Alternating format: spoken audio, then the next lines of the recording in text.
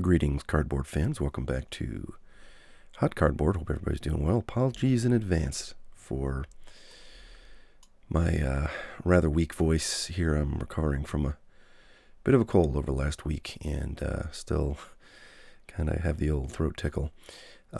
So I will do my best, but today I want to do a video on things I'm buying in the last, I would say, week and a half, 2 weeks or so, or at least these are things that have come in the last week and a half, 2 weeks.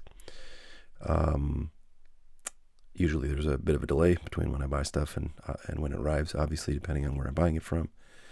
So this is what is, kind of on the table where I put stuff as it comes in, and I've actually got another batch of things as well. And I thought it would be fun just to kind of talk through what we've got here, why I bought it, and hope that maybe it sheds some light on for you on what might be interesting to pick up for yourself if any of the things I've got here seem interesting based on the explanation of why I picked them up. So, all right, without further ado, let's start with this guy over here. This is a very large box with a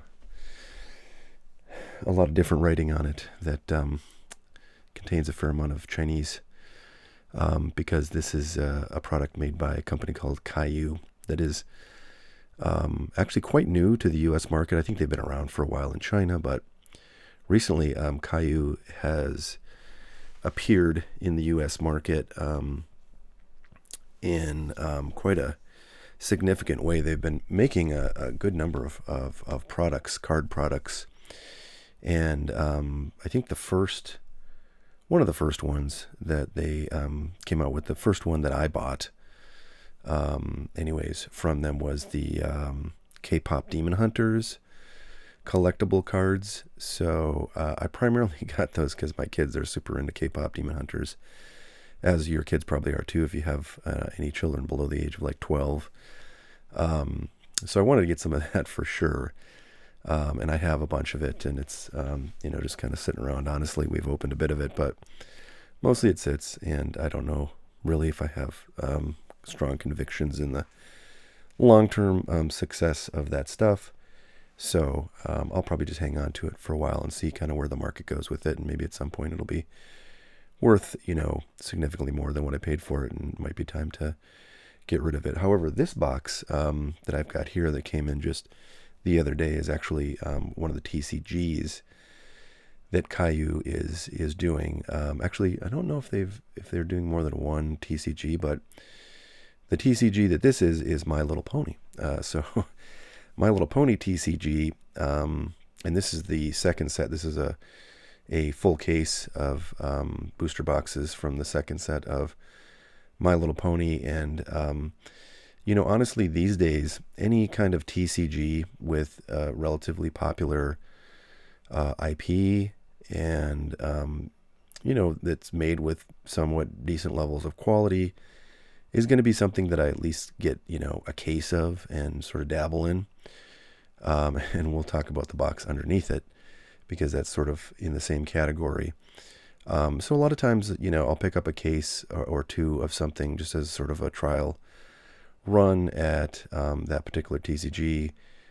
If I can get things from my distributor, that's like a huge bonus because obviously, like anybody with distribution, I'm trying to increase my spend year over year. And I mean, I should have a spend for 2026 that's like something like 50 to 60% higher than what I had had for 2025. So in part, that's because I'm, being somewhat adventurous, and if they get a new game that I'm able to buy because it doesn't have like organized play requirements or brick and mortar requirements, which I can't meet, then great. I'm happy to buy some and hope it takes off. But oftentimes it it doesn't really take off, and you've got product that's you can sell kind of at a slight loss or maybe a break even, and then slight loss with the fees. But My Little Pony, the first set of that, which I have a case of as well, is doing okay. It's definitely selling for a little bit more. I think the wholesale on these boxes is something like $35 or $40.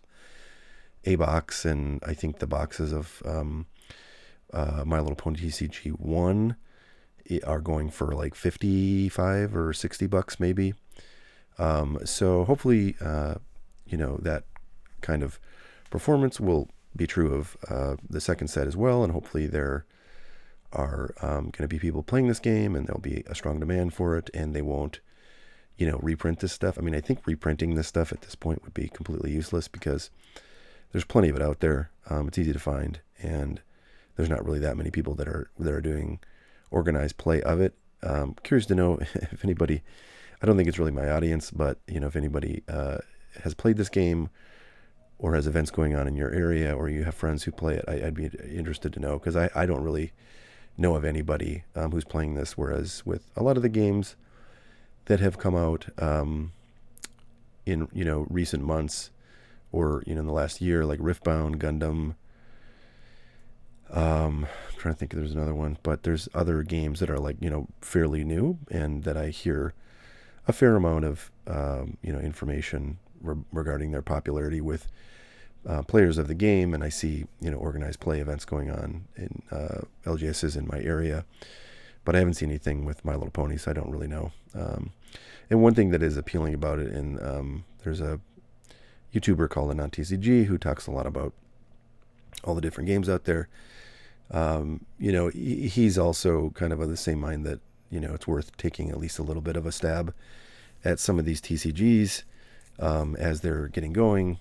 And in particular with My Little Pony, it's definitely different than most other games out there in terms of the demographic that it I think is targeted to. Certainly probably more younger players, maybe more women players, compared to just about every other game out there, which is 99.8% male demographic, and typically males of like 30 plus years old.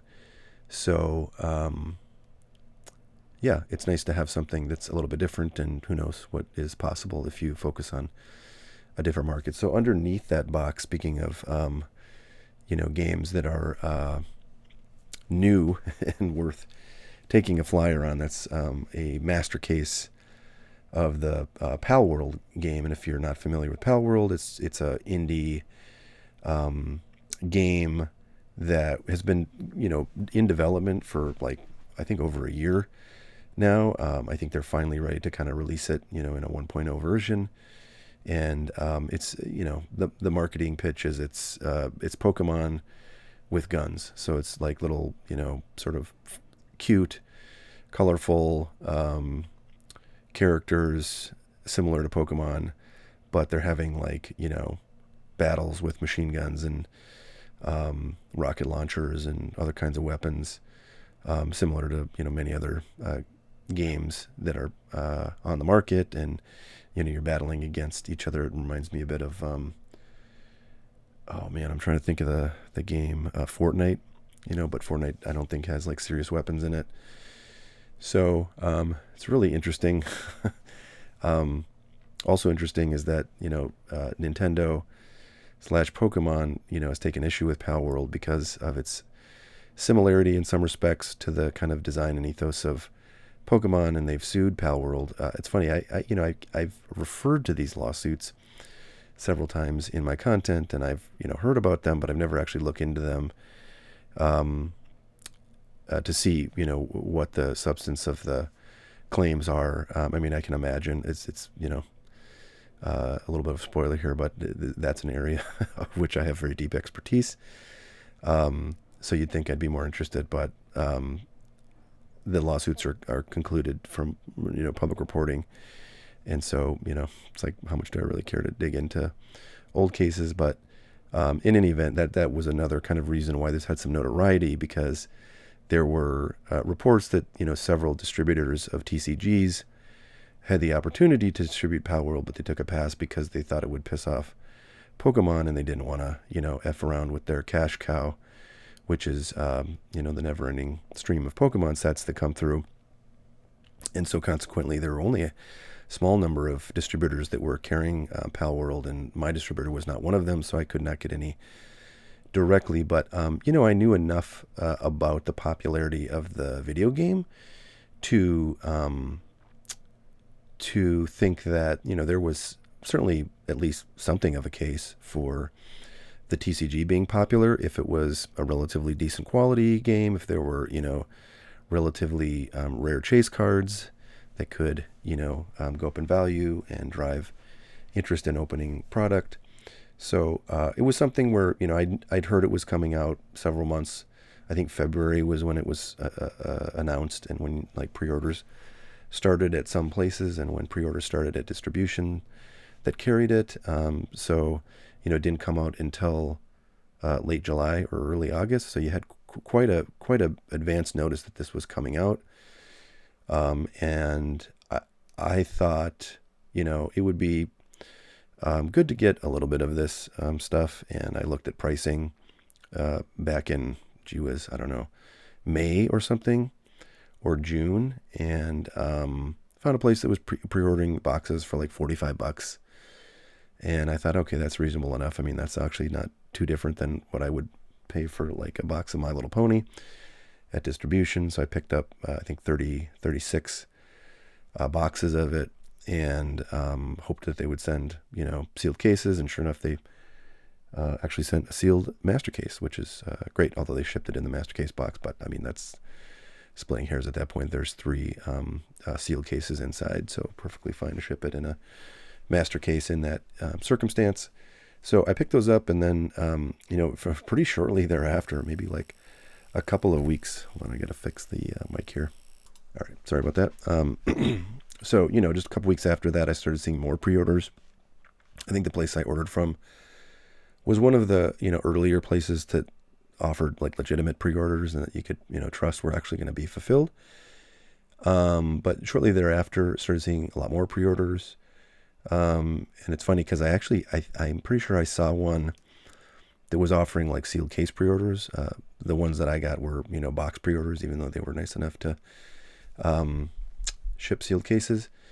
But I wasn't sure I was going to get cases until they arrived.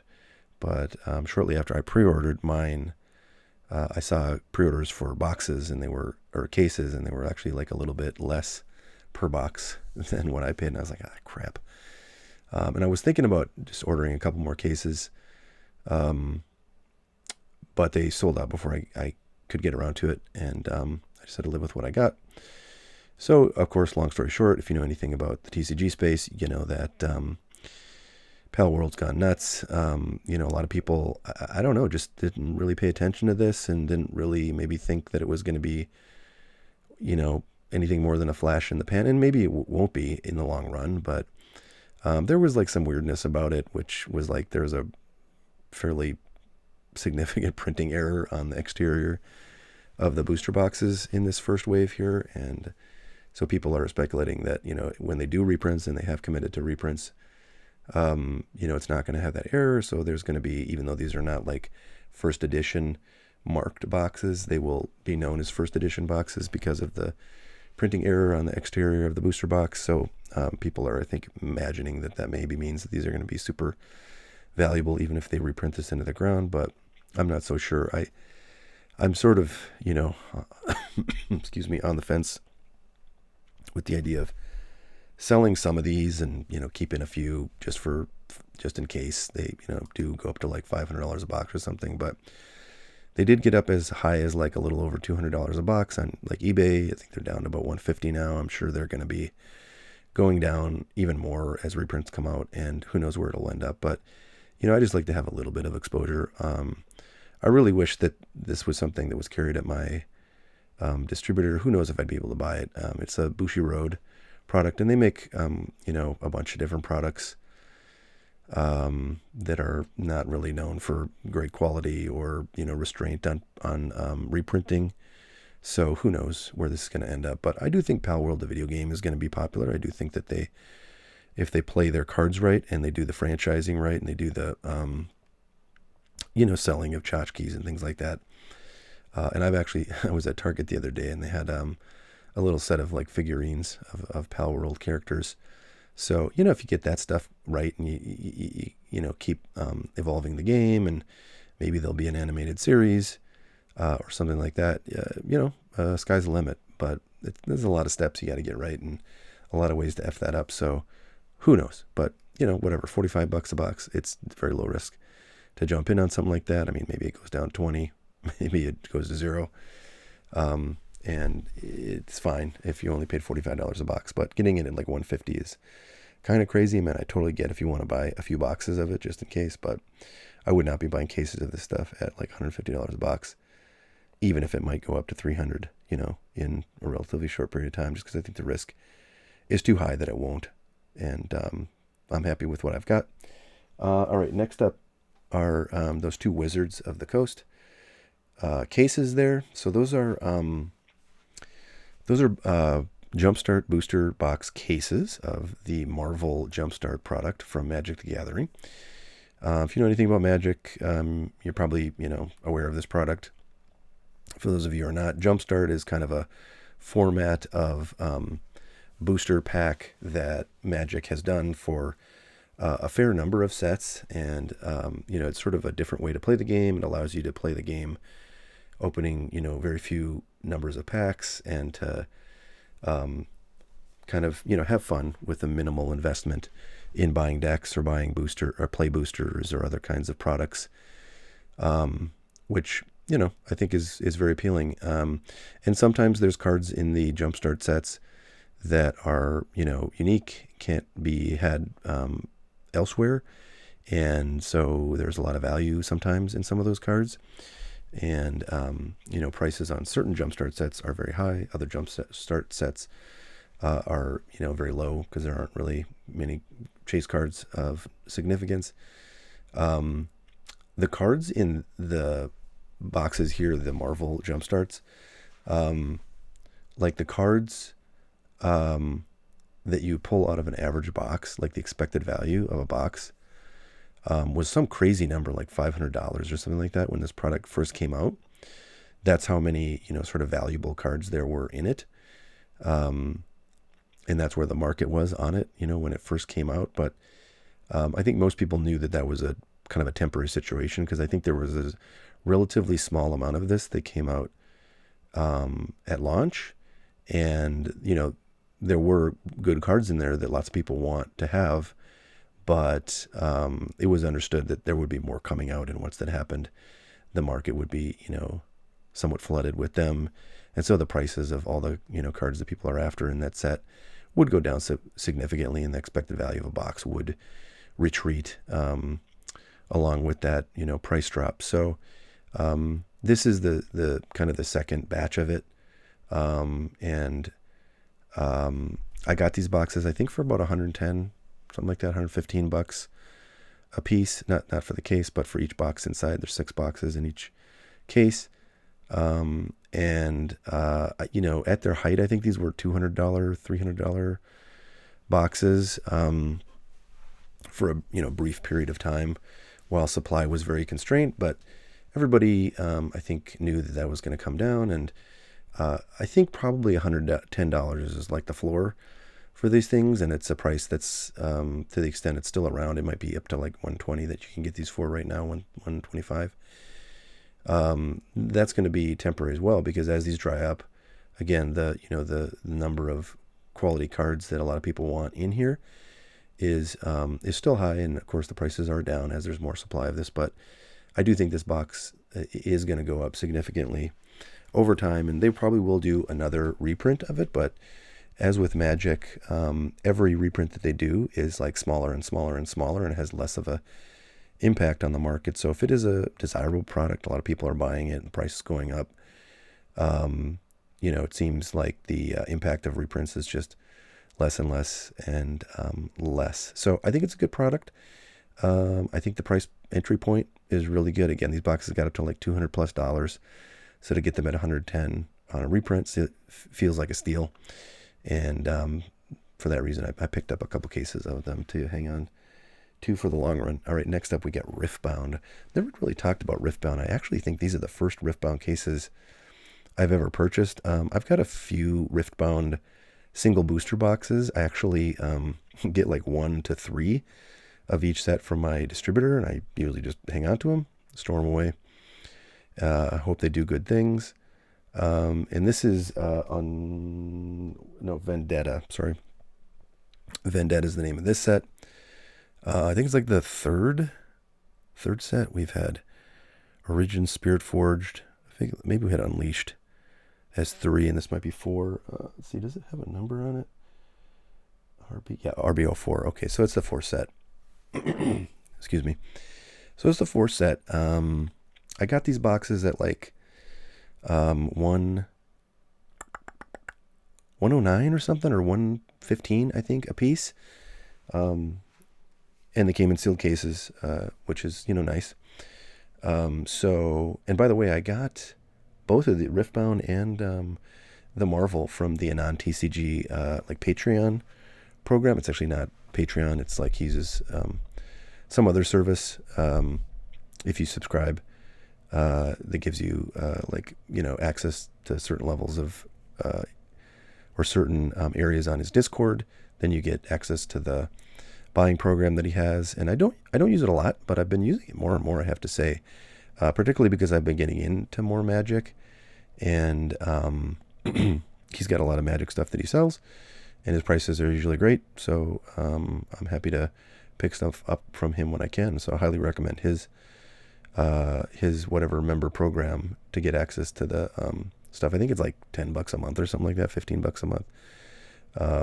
So I don't know. I found it's a really good deal. So, so Riftbound, I just hear from a lot of places that it's a really fun game to play. And League of Legends is the underlying IP, which is a very popular video game. And, I think that it will be a good game if they do, the right things with regard to like print runs and with regard to reprints. There is some fear that they're reprinting a bit more heavily on the first like 2 sets that have come out. If they don't have a little bit of discipline at least, so that the older sets, the original set perhaps, has a chance to dissipate from the market, could drive the prices of the single cards down significantly, which of course will drive the price of the sealed down. And all that may go away once they, sort of decide that they're absolutely done printing and the cards are still useful and or collectible. So the jury is still out on whether or not they'll get the reprint strategy perfect or not. But in terms of the quality of the game and the enthusiasm of the players, I think it's it's A+ right now. So we'll see what that ends up. But I did want to pick up some of that. If I had a chance to get steel cases at a reasonable price, which I did, I picked it up. I don't know if I'll try to get cases of older sets. The first set is still quite expensive. It's like $250 a box. Second set is probably $200 a box. And the third set I think is probably still fairly cheap, but I don't know. I don't know if I'm that interested in it. So we'll have to see how I feel about it. All right, last stack right here closest to me. So these are all cases of 6 boxes of Draft Night, which is a type of box that Wizards of the Coast makes for, it seems, every Magic the Gathering set that comes out now. And these draft boxes, they're just adorable little, rectangles of goodness. They seem to me like a totally underdog kind of product that is a diamond in the rough. And I can't convince anybody to think this way. And I'm not sure why, but that's okay. I'm totally fine if nobody believes me that these are really cool products. I wish I would have brought a single one out, but the location mint doesn't have any single boxes. So I can't show you, but if you search whatever Magic the Gathering Draft Night, you'll see what these boxes look like. They're very compact, and inside each box is 3 things. One is just a batch of lands cards, which are necessary to play the game, kind of like energies in Pokemon. So those are worthless, right? But the main attraction is the booster packs in there. And what I love about these boxes is that there's 12 booster packs in each one of these boxes, and there's a collector booster in each one of these boxes. So if you add up the value of these packs for this set that these draft night boxes are for, it's Strixhaven, which is a very popular but very new Magic the Gathering set. So I think this set's gonna age very well, because I think a lot of people are really gonna like this set, to play with for a long time, and they're gonna want sealed product. But right now it's just there's a fair bit of it out there, because it's a fairly new set. I think it's the most recent like non Universes Beyond, so non like Marvel set, and so there's a fair bit out there, and it's relatively cheap. At least certain products are, which is nice, because you can buy it for relatively low dollars, which is always nice. But if you add up the value of just the packs, again, the packs are, let's say $5 a pop, conservatively. Again, that's going to very quickly go up to $7 a pack when these are, or when the set is, a little bit older, and it's not so easy to find them. But if you say $5 a pack, there's 12 packs in there, $60. And the booster pack, the collector booster packs in there are selling for like $45. So that's like $105 in value just from the packs alone, and not sort of giving yourself any kind of premium, because they're all sealed up. But these boxes are readily available for like $75 to $80. So that feels like a 25% discount to me, again, with a pretty conservative pack value. And those collector boosters are going to go up over time as well, as they get to be in short supply, and they're never going to reprint collector boosters. So it's a product that it's very compact. There's these other types of boxes that Wizards does called bundles, and they come with, I think, like 6 packs, or somewhere between like 6 and 9. It might depend on the box, because some, there's different versions of them, but it's a relatively big box. It's like 1.5 times the size of the draft night box, and it's got like fewer draft or play packs and no collector packs, and those are like $60, I think, is the MSRP on them. But those are more popular, strangely, than these draft night boxes. I don't know, there's just like this sort of prejudice against the draft night boxes, because like people are thinking, well, if I don't want to do a draft night, where I get a bunch of friends together, we open up these packs and we draft, our decks together, then that's not of use to me, so I don't want that thing. But it's like there's nothing requiring you to do that.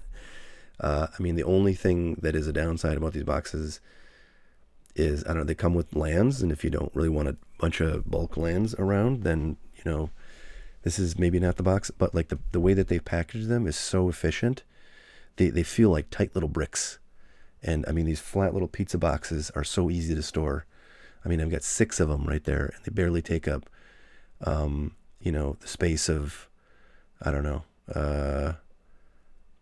that Pal World master case.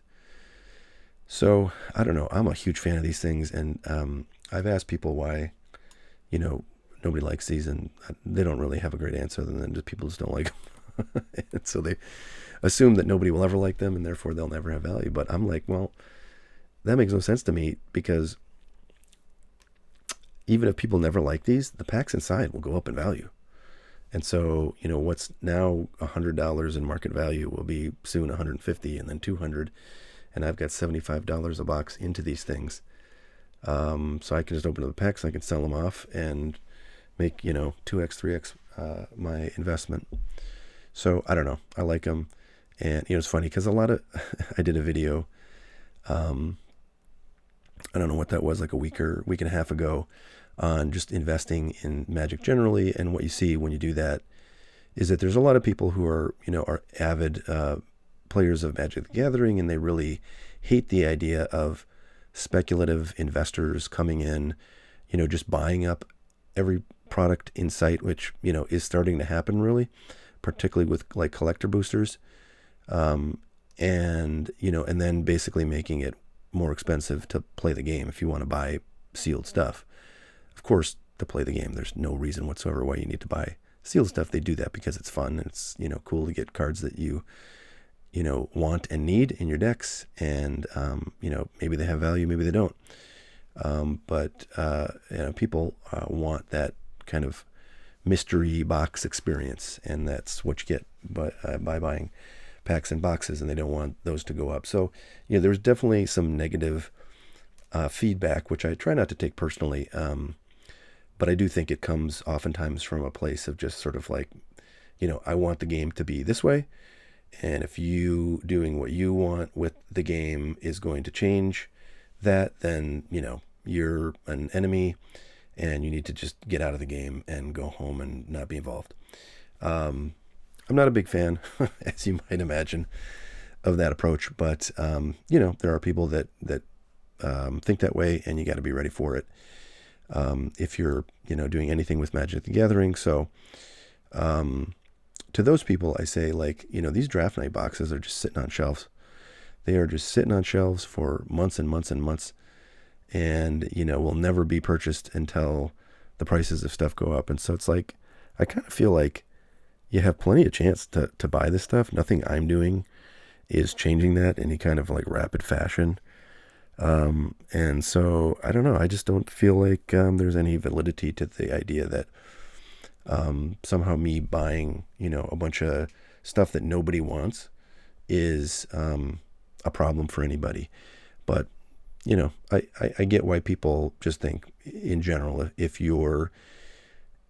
part or all of your intention in buying Magic the Gathering is to, hold on to it for price appreciation, you're not really contributing anything to the game itself. But I actually think that's just wrong. You're creating demand for a game that needs to be demanded in order to succeed, in order to survive, in order to thrive. So I mean, if nobody buys the stuff ever, then guess what happens? I mean, Wizard of the Coast goes away and dies, and there's no Magic the Gathering. And while I do think, it is somewhat valid and reasonable to want a game to say exactly the way it is, unfortunately, games are not made by non-profit companies. So, I mean, it's funny. Wizards of the Coast and Hasbro, that owns Wizards of the Coast, are like the most like just greedy, profit-motivated, like awful corporate operators, I think, on Earth. I mean, they will do anything for $1.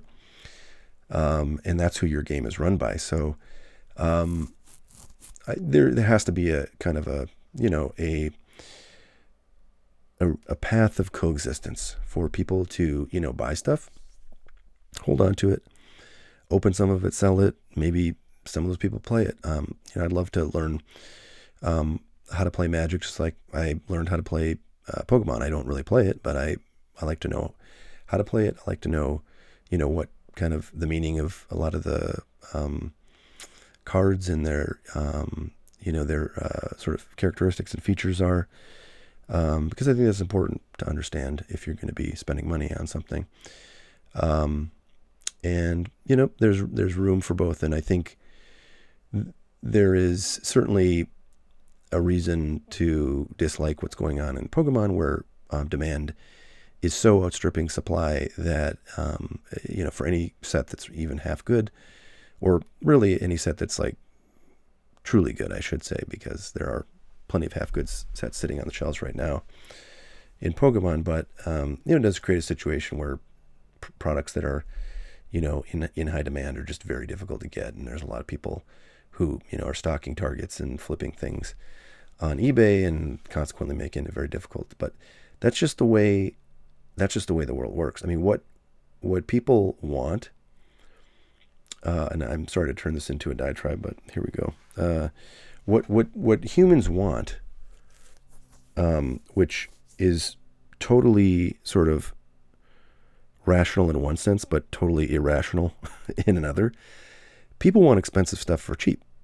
right? They want Pokemon cards that are super desirable, super cool looking, and everybody wants them, but they want to pay very little for them. Like, of course, everyone wants a free lunch. Um, and so, the only question is whether, that state of hyper excess demand in comparison to supply like lasts longer than is um, compatible with, the long-term success of a product or IP. Um, every maker of any product wants their stuff to be in high demand, but they want to be able to fill that demand eventually, um, because that's how they'll maximize profit. That's what Pokemon wants. That's what Wizards of the Coast wants.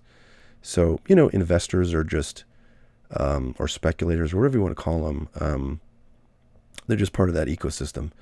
They help drive that demand. They help, create the reason for being for card games or any other product on Earth. And where things go sideways is where things are, imbalanced in the market for too long of a period, and people just sort of give up. So with Pokemon, we're kind of reaching a point where I think supply is catching up to demand, at least with specific products. So the latest several sets are much easier to find, and you can get them for MSRP pricing. The set that's about to come out in September is a very high demand set, so that will be one that is not easy to find at all. It will be sucked up as soon as it hits the shelves. Hopefully there'll be a lot of supply of it, as we've been told it will be coming, but it will never be enough to satisfy demand to the point where you can get stuff at MSRP. And that's just the way it is. And I think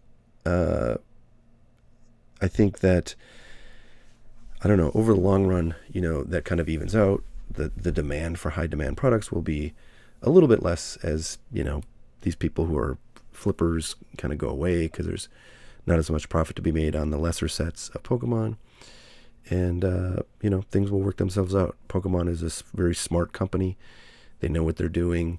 They will not let supply-demand imbalances last forever. And so, it's just a matter of waiting until things turn around a little bit. And a lot of people, were worried that the situation we're in with Pokemon would never come, which is, where products are relatively easy to get. They're still not as easy to get as, everybody would like, but, we're headed in that direction for sure. And we may very well get there, after this next hot set comes out, and maybe the one after that, but we will see. So, anyways, Magic the Gathering, I think, is similar in a lot of ways. I mean, certainly in the way, the basic economic forces that act on Magic the Gathering are the same as Pokemon, even though the reasons why people, buy and collect cards in Magic the Gathering is a bit different than why people buy and hold cards in Pokemon. The basic, supply demand relationship, and the basic underlying economic forces that control the universe that both Wizards of the Coast and all of its customers, you and I included, operate in. Those are universal laws. So if we've learned anything from Pokemon, we've learned that even if things can get out of whack for a while, they eventually will, move back to equilibrium one way or the other. And I think that's true of Magic the Gathering. I think it's true of all of these card games, and of anything that's collectible and anything that's really being bought and sold on the open market. All right, folks, that's what we got for today. Thanks so much for watching. We'll see y'all next time. Have a good one. Bye now.